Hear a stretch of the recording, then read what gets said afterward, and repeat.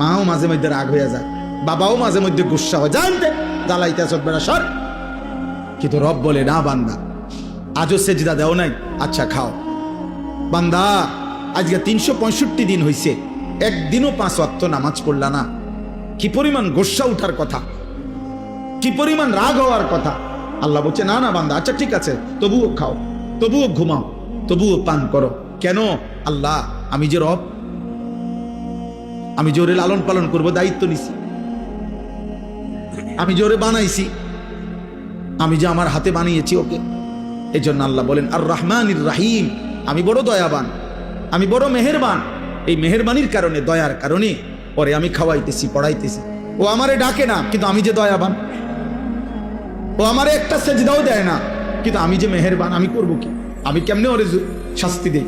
আমি আল্লাহ কেমনে ওর খানা বন্ধ করে দেই? আমি যদি ঘুম বন্ধ করে দেই, ও তো বাঁচবে না। ও আমি যদি তার পেশাবের সার্কুলেশন বন্ধ করে দেই, পেশাবটাও যদি ঠিক মতো বাহির না হয়, ও তো বাঁচবে না। ওর পায়খানা যদি একদিন আটকায়া থাকে, ও তো বাঁচবে না। ওর নিঃশ্বাস যদি 1 সেকেন্ড আটকায় থাকে, ও তো বাঁচবে না। আমি যে রহমান, আমি যে দয়ালু। তবে আল্লাহ বলে বান্দা, তবে শেষ তুমি ভেবেছ আমি শুধু দয়াই করে যাব? না রে বান্দা, আমার ব্যালেন্স আছে, আমার একটা ভারসাম্যতা আছে।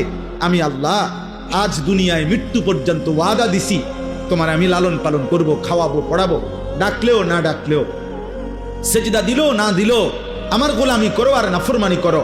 তবে মালিক ইয়াউমিদ্দিন, মনে রাখবা আমি কিন্তু বিচার দিবসের মালিক, আমি বাদশাহ, আমি রাজাধিরাজ, আমি জব্বার, আমি কাহার।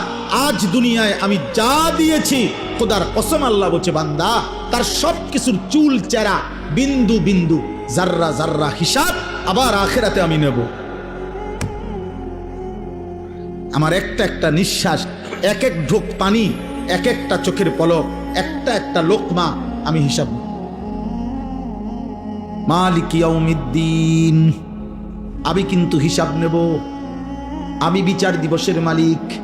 ইয়াবাসুহুমুল্লাহু জামিআন, আল্লাহ বলেন আল্লাহই তোমাদেরকে কবর থেকে পুনরায় উঠাবেন। ফায়ুনাব্বিউহুম বিমা আমিলু, দুনিয়ার জীবনে যা করেছো সব তিনি জানাবেন। আহসাহুল্লাহু, আল্লাহ বলেন আমি আল্লাহ কিন্তু গুনে গুনে রেখেছি বান্দা। ওয়ানাসু, তোমরা ভুলে গেছো।